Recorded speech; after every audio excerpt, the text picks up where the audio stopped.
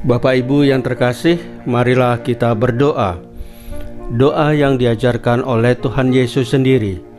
Dalam nama Bapa dan Putra dan Roh Kudus. Amin.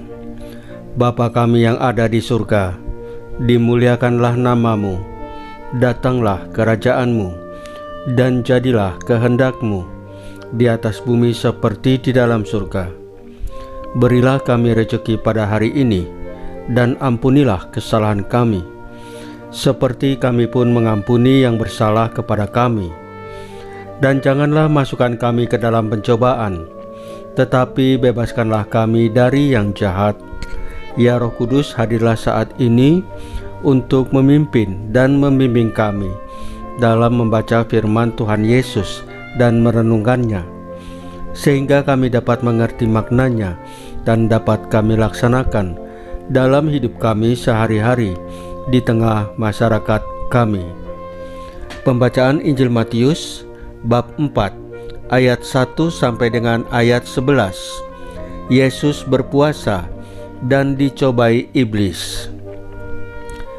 Sekali peristiwa, Yesus dibawa oleh Roh ke padang gurun supaya dicobai iblis.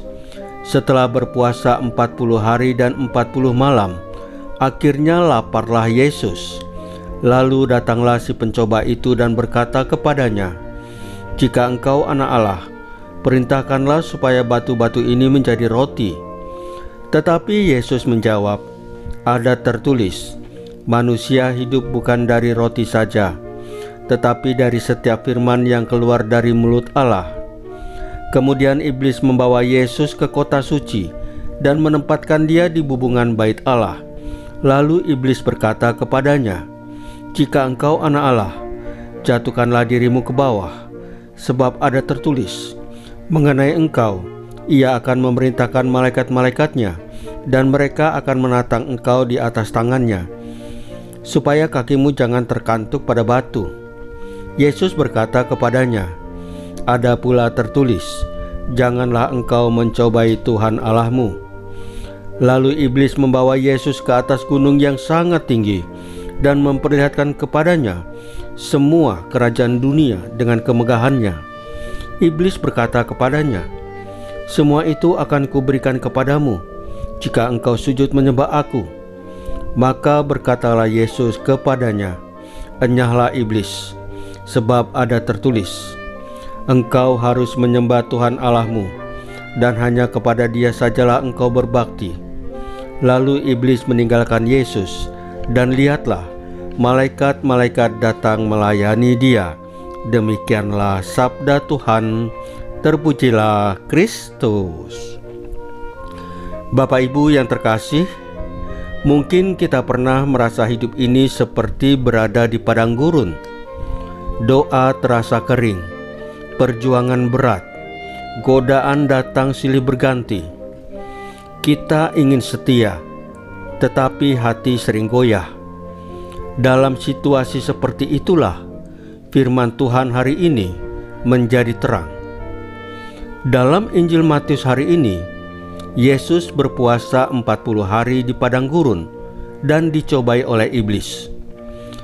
Ia lapar, ia lemah secara manusiawi, tetapi ia tidak pernah goyah dalam ketaatan kepada Bapa. Setiap godaan dijawab dengan firman. Ketika iblis menawarkan roti, menawarkan kemuliaan dunia, bahkan cara instan untuk membuktikan diri sebagai anak Allah, Yesus memilih jalan taat, bukan jalan mudah. Yesus menunjukkan bahwa hidup bukan soal kenyang jasmani, bukan soal kuasa atau popularitas, melainkan kesetiaan pada kehendak Bapa. Pencobaan bukanlah tanda bahwa Bapa meninggalkan kita. Justru di sanalah iman dimurnikan. Yesus mengajarkan bahwa kemenangan bukan diraih dengan kekuatan sendiri, melainkan dengan bersandar pada firman dan percaya penuh kepada Bapa. Hari ini Gereja Katolik merayakan pesta tahta suci Santo Petrus. Dalam diri Santo Petrus, kita melihat seorang yang juga pernah mengalami padang gurun dalam tanda petik. Ia pernah menyangkal Yesus. Ia rapuh. Namun setelah pertobatan, ia diteguhkan dan menjadi batu karang gereja. Kesetiaannya bukan lahir dari kesempurnaan, tetapi dari pengalaman diampuni dan dikasihi. Seperti Yesus yang teguh dalam pencobaan, Petrus belajar untuk setia sampai akhir, bahkan menyerahkan nyawanya. Kita juga mengenang Santa Margareta dari Cortona. Hidupnya jauh dari sempurna. Ia pernah jatuh dalam dosa dan kerapuhan. Tetapi ketika disentuh rahmat Bapa, ia memilih jalan tobat yang sungguh-sungguh. Padang gurun hidupnya menjadi tempat perjumpaan dengan belas kasih Tuhan. Ia mengajarkan bahwa tidak ada masa lalu yang terlalu gelap bagi terang Kristus. Bapak Ibu yang terkasih, firman hari ini mengajak kita untuk tidak takut pada pencobaan. Jangan bernegosiasi dengan dosa. Jangan memilih jalan pintas. Pegang firman Tuhan. Hidup dalam doa. Setia pada gereja. Bila kita jatuh, bangkitlah seperti Petrus. Bila kita merasa hina, datanglah seperti Santa Margareta. Tuhan setia dan rahmat-Nya cukup bagi kita. Bapak Ibu yang terkasih, marilah kita berdoa. Ya Tuhan Yesus, Engkau yang menang atas pencobaan, kuatkanlah kami dalam setiap pergumulan hidup. Teguhkan iman kami seperti Santo Petrus, dan berilah kami hati yang bertobat seperti Santa Margareta. Ajarlah kami setia pada kehendak Bapa, hari ini dan sepanjang hidup kami. Salam Maria, penuh rahmat, Tuhan sertamu. Terpujilah engkau di antara wanita, dan terpujilah buah tubuhmu Yesus.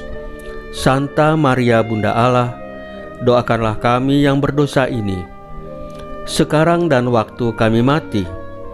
Ya Tuhan Yesus, tambahkanlah iman kami hanya kepadamu saja, karena hanya Engkaulah Tuhan dan Juru Selamat kami satu-satunya. Tidak ada yang lain. Dalam nama Bapa dan Putra dan Roh Kudus. Amin. Bapak Ibu yang terkasih, bacaan firman dan renungan hari ini sudah selesai. Tuhan Yesus memberkati kita semua.